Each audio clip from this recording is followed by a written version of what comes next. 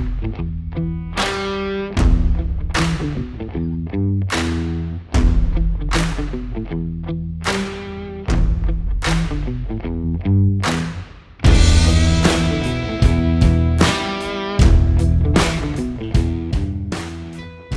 right, everyone, welcome back to the Design Build Hunt podcast, which is presented by Whitetail Partners. Today, we've got a great episode for you. I'm going to be talking with one of our clients, Mr. Kent Beck from North Carolina. Kent, how are you? Doing well. Good morning. How are you, Josh? Good. Thank you so much for joining me. You guys there in North Carolina have quite a bit going on. We're, a week post-storm at this point? That's yep. Right Yep. about. And so tell me a little bit about the state of where you are. I know a lot of folks have been very severely impacted. Yeah. I'm in the middle of the state. We just sort of had a rain event. All up, the damage and everything's well west of us, a couple hours, but it's a mess in our mountains. I mean, it's a lot of people struggling. Just basic needs can't be met: food, water, all that kind of thing. It's a mess. Really is. Yeah. Our thoughts and prayers go out to those folks who were impacted. Here in Georgia, South Carolina, North Carolina, Tennessee. I've had clients that have been impacted all across the Southeast, and so difficult time, absolutely, especially hitting right here at this earlier part of the fall when a lot of guys really had high hopes for the fall, and now they're dealing with flooded homes or other things that they did not anticipate having to deal with at this time of year. But definitely a somber kind of deal to bring in the deer season here. But Kent, I wanted to have you on for a couple of different reasons. Number one, as I talk to guys across the Southeast, I got to speak with you for the first time last December, I think it was. Mm-hmm. And you have been a guy that has put in the work. Before we talked, you were putting in the work. You'd been putting in the work for years. You've put in the work after we've talked. And so you've been very, very serious about habitat management and doing it right on your farm. But number two, you were the first client success picture story to be sent in to me this year. And so as soon as you sent that, I thought, man, I need to get him on the podcast. And so as we kind of kick things off here, why don't you tell me a little bit about maybe your property and kind of the journey towards property ownership, because you've worked your way up now. You've got a pretty good chunk of ground, and I think you recently added on another 40. Is that right? About 42 acres. That's correct. Okay. Yep. All right. So so tell me about your farm and kind of how you landed with in this area, but two, how you've grown it to what it is today. Yeah. Well, first of all, thank you for having me. I appreciate the invitation. I bought the first piece of my farm back in 2019, and it was through a family friend. He's older and was really, his brother was looking to sell the property. They never used it. And I knew nothing really about habitat management. I've always enjoyed hunting, grew up small game hunting, then got into big game hunting later in life. And just so happens that 88 acres was a longleaf pine tract, and have been fortunate enough to add on additional acreage since then. Now we're up to about 270 some acres roughly.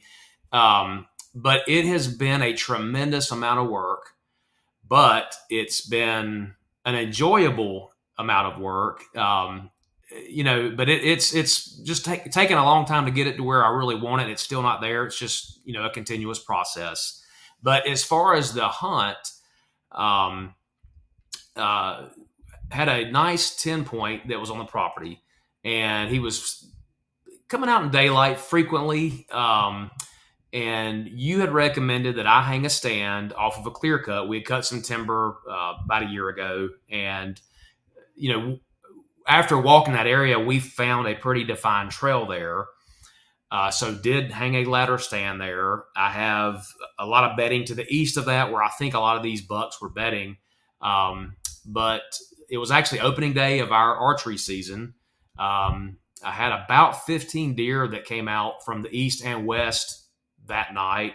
Thankfully, he was one of the ones that came out right at last light. I was able to put a good shot on him. But yeah, probably my largest deer to date. I've got one other one that probably would compare to him, but this is probably definitely my first 10 point and definitely my first one in velvet. So it was an awesome hunt, and, really thankful to get him. Yeah, absolutely stellar deer. We'll use that picture when we put this podcast live, but absolutely beautiful deer. talking about your property. So, I mean, it's been a labor of love for you over the last several seasons, right? And I think what where you started, finding an 80 something acre piece of longleaf pine tract, right? Yeah. That is very relatable to a lot of guys. And it might be a 20, it might be a 40, it might be an 80, whatever that is. But I think the important part of what you have done here is you started where you could, you grabbed the land that you could, you've built onto it, made this farm into what it is today, and today it is extremely diverse. And I think it's something that a lot of guys in the South can aspire to. You've got great pines to the north, kind of northwest portion of the track. You've got a great hardwood section down towards the bottom. You have a clear cut. Now, you guys cut that timber down in the southeast corner. When was that?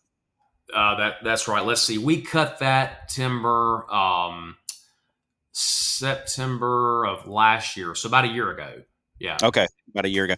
Talk me through that piece just a little bit. I talk to a lot of guys who Yeah. own property and they say, I don't want to cut my timber because they're worried about the mess. They're Yeah. worried about what it's going to look like. They're thinking, man, I've got to drive my wife to come look at this, and Mhm. it's going to look like the Eh, Mars landscape.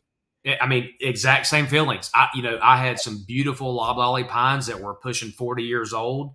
I didn't want to cut that timber. I really didn't.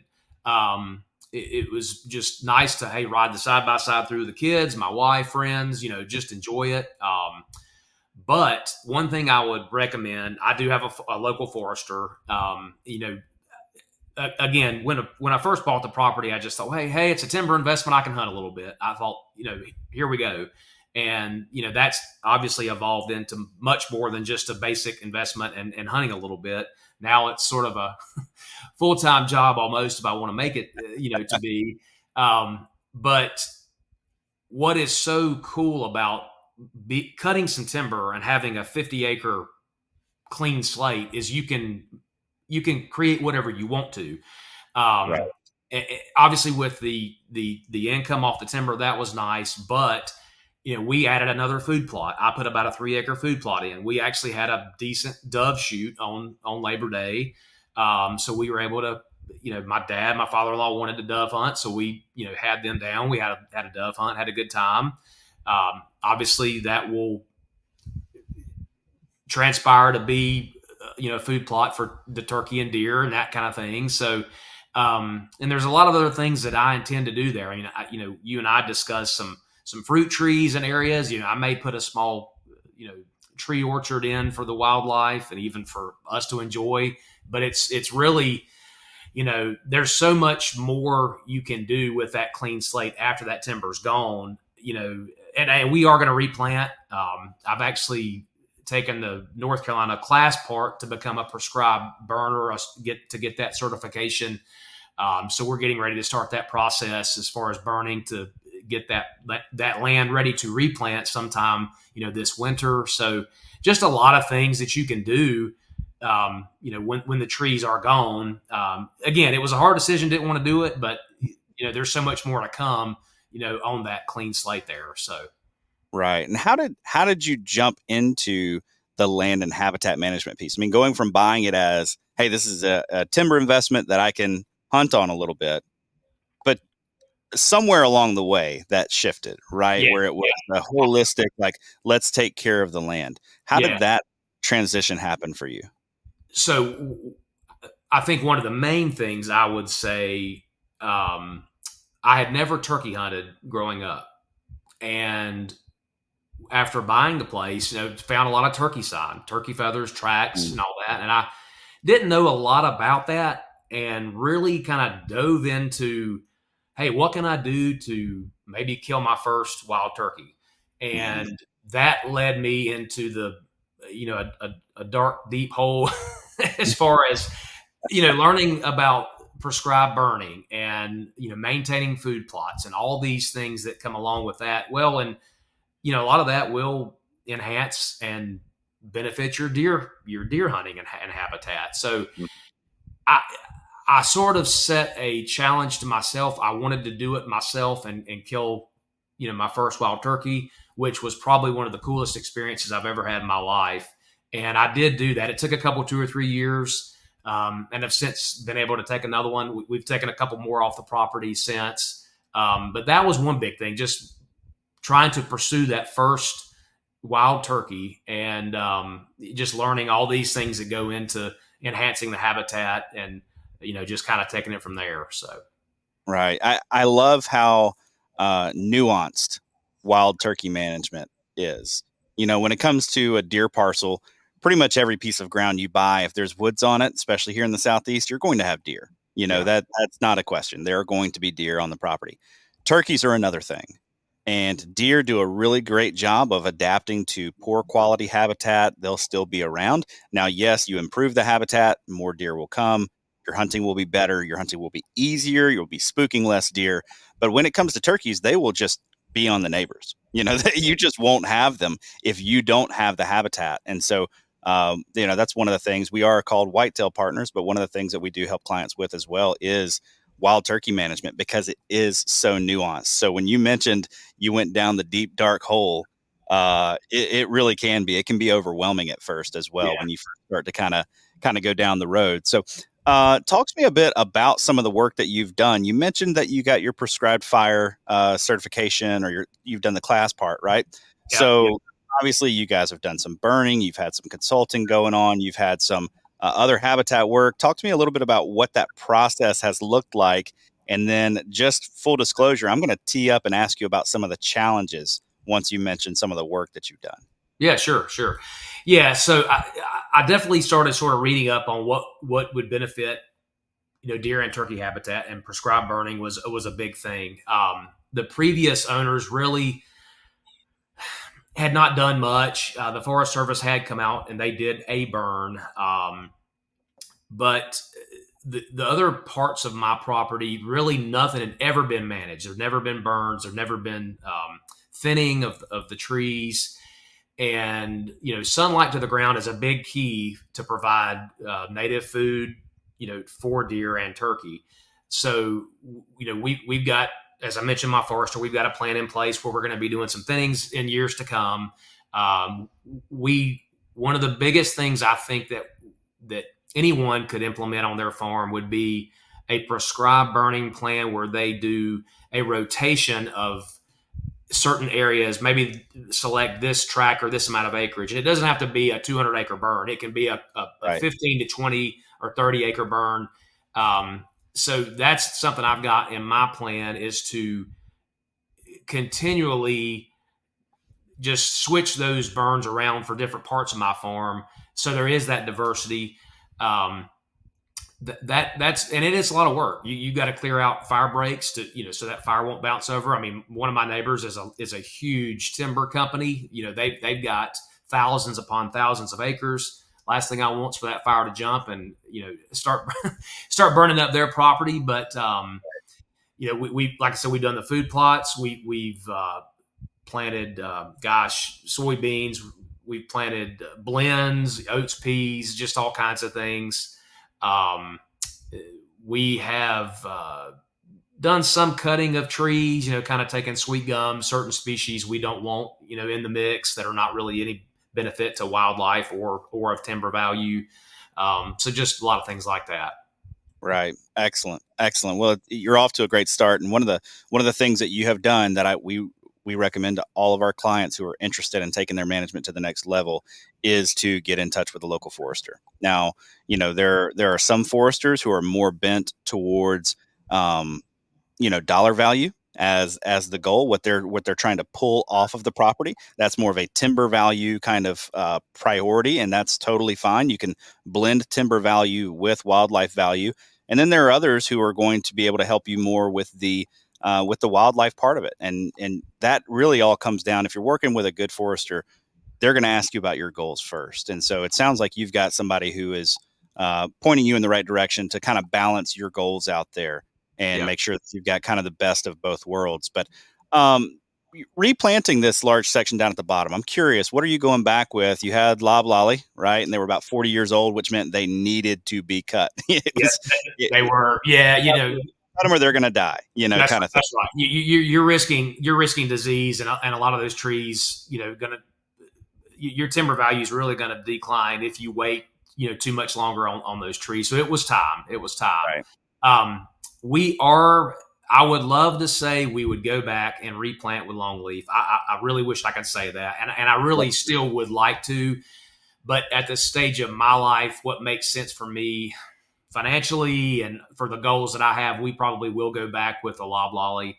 Right. Um, if I remember correctly, you may know, Josh, I think it's the MCP. I think it's one of the newer hybrids that's a very quick growing loblolly. Um, we will obviously, continue to do burns there and that kind of thing to maintain those, the trees and the best habitat we can, long term. But yeah, and something else I'd recommend to folks: there are some cost share programs. Hmm. There's Equip, um, and several programs you can apply for some monies there. And in some cases, it's a pretty good significant chunk of change. So that's something Right. else I would recommend to folks. But Yeah. Yeah, a lot of options out there, and I find that many people are just not aware of what is available to them out there. We should probably do a whole episode on that, but yeah, especially if you're managing for turkey, you're managing for quail, you're managing for ducks on your property. If any of those are a priority for you, then funds are there to help you out. I mean, obviously, yeah, with replanting pines and that kind of thing, they're there as well. But yeah, that I love that decision that you've made. You're saying, hey, we're going to go back with the loblolly because of my goals, because of my priorities. You know, long leaf, people say it's better for wildlife. You can burn it a little sooner, that kind of thing. But you've got to balance your goals and your investment with the wildlife value. right, So I think folks have to keep that in mind. There are different priorities, which you've got long leaf all on one section of your property as well. So this is going to be a pretty diverse property, and you're spreading it out across the landscape. So yeah. I think that's great. So talk to me a bit about some of the challenges that you have faced as a land manager, habitat manager, maybe some of the bumps along the way. Yeah, yeah. I think the biggest challenge is time. Just finding the time to do all these things that I want to get done. Obviously, you got to juggle life and work and family and all the above. So time is just a limited thing. But besides that, we're in a good timber market area where we are. Hmm. So that has sure helped things. But you know, one of the things too is equipment. When I started, I had a small drag on the back of my ATV, and I'd spend hours upon hours, trying to get food plots in the right shape. But since we've been able to get a tractor, do some other things that have, having adequate equipment has really helped do a lot more in a shorter amount of time. Um, so yeah, time, maybe equipment, have been a little bit of a challenge. The maintenance of the logging roads, for access in and out. I'm landlocked where I am. I'm a good mile off the road coming through timber company land. So, just maintaining those roads just for access in and out has been a challenge. So those are some of the main ones off the top of my head. Yeah, that's one of the warnings that I kind of give clients up front is, as you're trying to map out your first year, your second year, your third year, what are your priorities? What are you going to be getting to? And we'll see if this lines up with your experience as well. Everything takes twice as long as you think it will, and it's Mm-hmm. probably going to cost almost twice as much as you thought it Absolutely. was going to. Absolutely. But that shouldn't be discouraging. It should be just something you keep in the back of your mind so that you can take the wins where you get them. Hey, we were very productive this weekend. Yep. Wow, isn't that awesome? Take that win. Take Yeah. that win so Well, that the next time.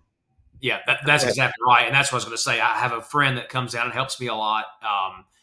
We've been down a couple times, and I've got a small building now where we keep tractor and implements, and got a couple bunk beds in there. We've been down a couple times, had a whole day of work planned out, and then we wake up and it's dumping rain. It's like, we're not getting anything done, but hey, we can do a couple things here and there. But patience is a big factor. You got to chip away at it piece by piece. You can't do it all overnight. But I would say just set some goals, set a plan.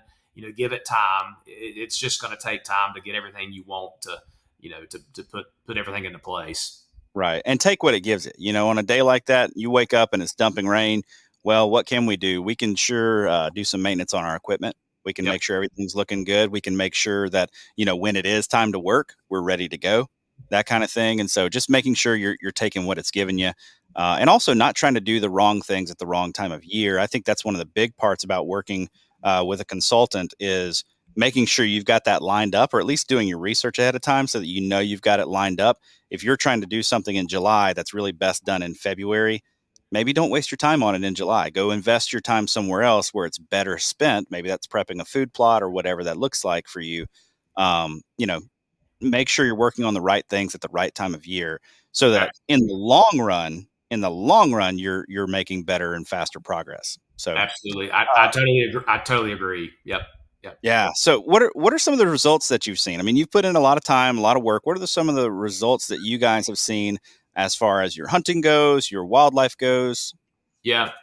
So one thing we've also, I've implemented and do it mainly myself. I've set a pretty rigorous schedule for trapping. Hmm. Especially Yep. to help our turkey poults. When they hatch in the spring.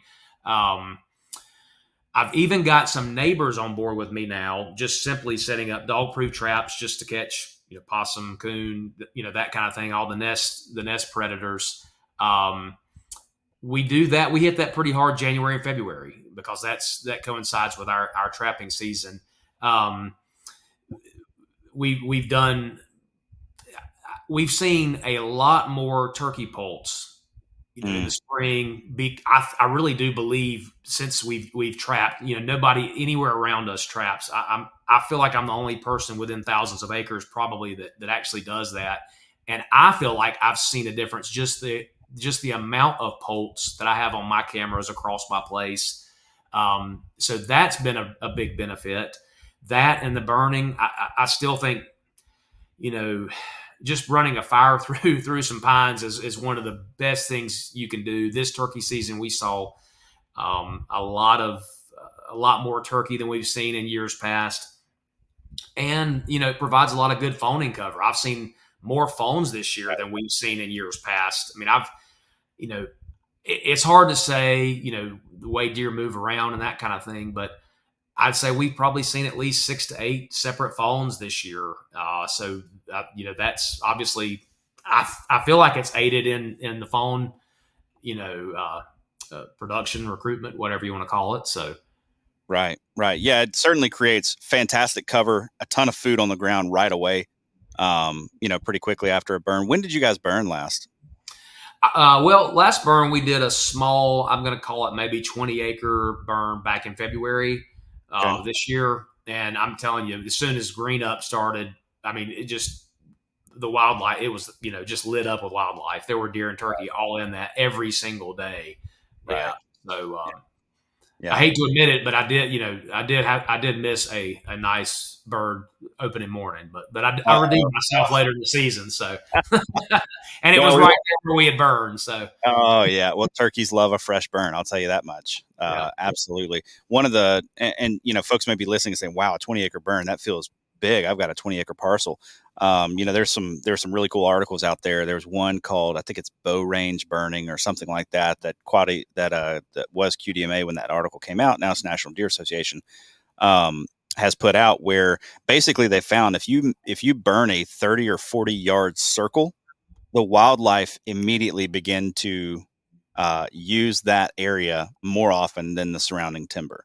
So it doesn't have to be a big burn. If you want to I mean, in fact, we do with our clients a lot of times micro burns on their properties where they're burning an acre, 3 acres, 5 acres, very, very small sections. And it can actually have an impact. It can impact your hunting and it can impact your fawning cover and your recruitment of turkey poults and all that good stuff. So it doesn't have to be 20 acres, but with a property like yours, I think 20 acres is probably about right. You've got a lot of ground to cover. So Yeah, and I will say, one of the things you recommend, were the microburns. I've got that on my list to do, for right.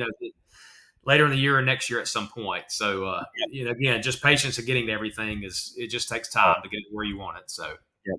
Absolutely. Absolutely. Well, let's talk about this buck. Was he a surprise to you, or was he one that you guys had intel on throughout the summer? You know, it's kind of funny. I'm going to go back to my buddy David. So last year he passed a 10 point. He had killed a couple of nice bucks on my place, and I'd yet to kill a nice buck. And so he passed a really nice 8 pointer and this. I feel like it's the same 10. Now maybe I'm wrong, so I guess I got to give him a little bit of credit. But we I wouldn't say that I had any history with the deer. We knew we had a couple nicer deer in the area, but he started coming out in daylight pretty frequently. The last couple of weeks before the season started, but he was sizably nicer than any of the other deer we had in the area. And the nice thing too, he was he wasn't traveling far. It was that food to cover pattern pretty much day in, day out. And I sort of had an idea of where he was bedded, and where I thought he was bedded is where he was coming from. So we just, that stand, I knew I had to have some either north, northeast, or northwest wind to be able to have a chance at that buck. And I think opening day we had a northeast wind. So, I slipped in and got ready, and the rest is history, I guess. So Yeah. So do you think he was? So you said you think he was in your neighbor's, stand of pines there. Do you think yeah, he was kind of in the northwesterly corner of that? I think so. Yes, yes. I think, and that there's nothing flat anywhere around our area. We're rolling hills. It's in the URA mountains, so I think he was probably bedded on one of the ridges over on that track in my neighbor's, but that's definitely the direction he came from. So Okay. All yeah. right. Excellent. Excellent. So tell us about the deer. I mean, he was obviously a good 10 point. He was in velvet, which I feel like makes it even cooler. Yes, same. I'd never been able to take a nice buck in velvet, so that was my first velvet deer, and you know, he's at the taxidermist now, and I didn't know, but they've actually got a solution now that will preserve that velvet. So instead of putting fake antlers, I will get my deer back with antlers still in velvet. I don't remember the name of that, something like antler lock or something like that, but it's something I think new that some of the taxidermies are using. But yeah, he was not the biggest deer around. He was 165-pound 10 point, Okay. which Our northern and midwestern clients just had a heart attack.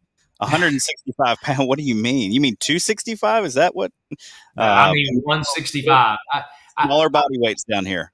I'm going to say in North Carolina, if I would have passed that deer opening day, somebody else would have killed that deer the next time he stepped out. I can promise that. That's Yeah. for And again, like I said, my first 10 point, and being in velvet was pretty special. So, yeah. Yeah. Um, Great deer. yeah. Great deer. So did you have him aged by chance, or did you? I did not. I think he's probably a 3.5 or 4.5 deer. I may be wrong.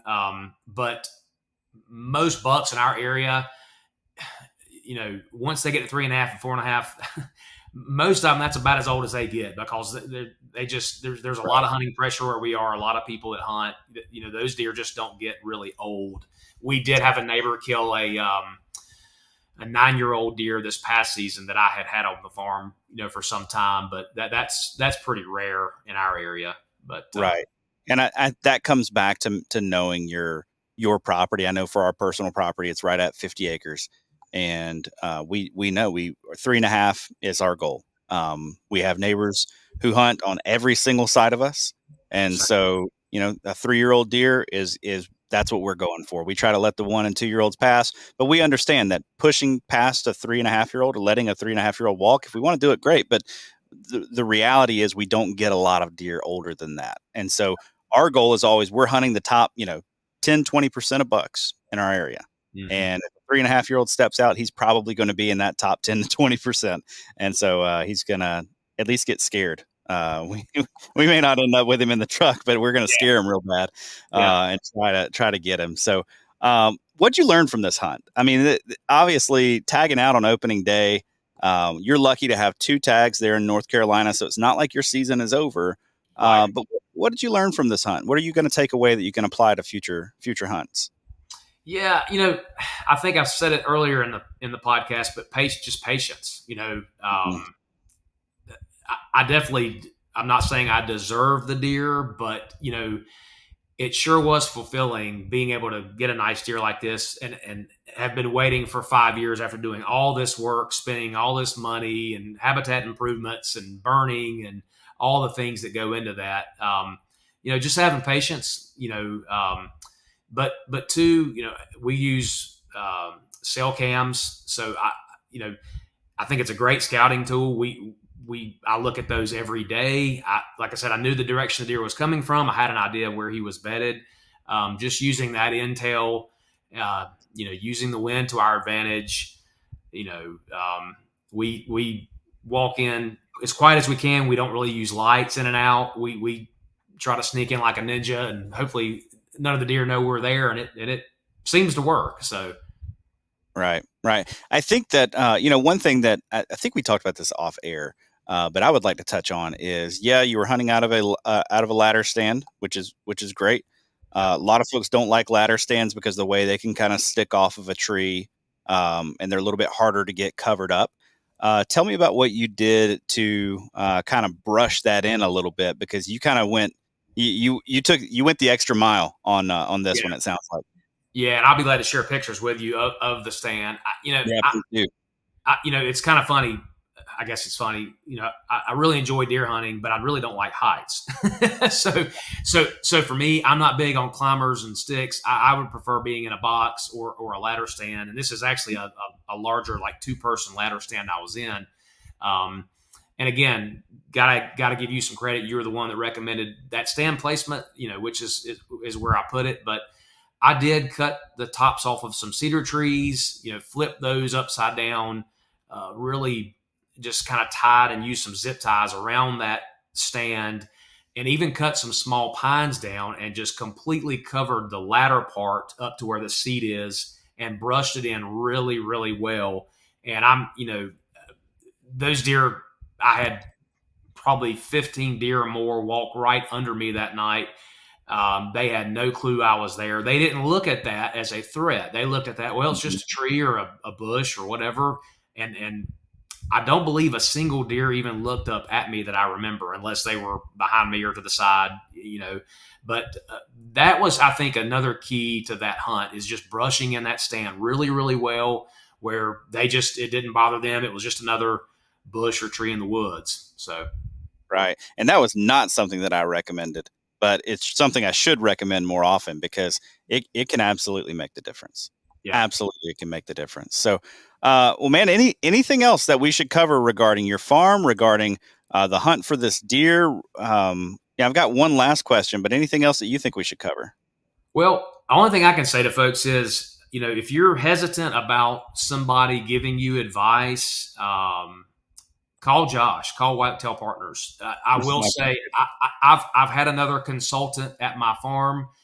I didn't get near the detailed information and recommendations from that organization as I did Whitetail Partners and Josh specifically. So if you're in doubt, let him take a look at your place. Um, I think it's going to help you because, like I said, I've got a whole list of things to do that Josh has recommended. I've not implemented yet. Just it will happen over time, but and I think it's all going to enhance the huntability and benefit the wildlife, on my place. So. Well, I really appreciate that, guys. I did not tee him up to say that. That was, but I certainly do appreciate you saying that. I definitely do. So, last question: what's next? What's next for you? You've got a whole season ahead. You've got a buck tag left in your pocket. I'm sure you want to harvest some does, but from a hunting perspective and a habitat management perspective, what are the big projects on your list? Yeah, yeah, and you're absolutely right. The next step's probably just to harvest some does, get our deer numbers down somewhat, and get some venison in the freezer. That's the immediate what's next. Long term habitat improvements and wildlife enhancements.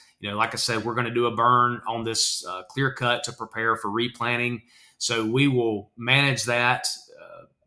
That's going to be a great place to hunt over the next several years with that early successional habitat coming into play.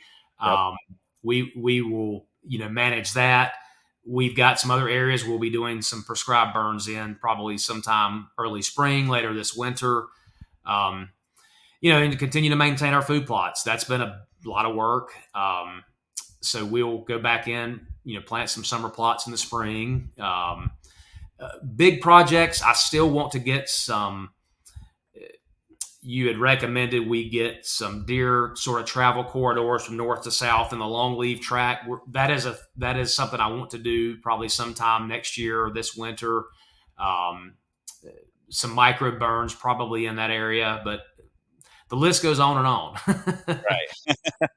Yeah, the list is never ending, and that's even if you were to snap your fingers and your farm was perfect and you had all the work done, well, it'd be 6 months or a year, and you'd have more work to do. That's right. Because there's that maintenance phase, but that's why we've got to enjoy the whole process, right? It's not Yep. just about the moment of killing the deer; it's the process that led up to that. And I think your last 5+ years of trying to manage this farm certainly made this harvest that much sweeter. Absolutely, it did indeed. Yeah, for sure. Well, Kent, thank you so much for your time today. I appreciate it. And hey, I'm looking forward to getting that next picture of a field tag from you this year. That sounds good. Thank you, Josh.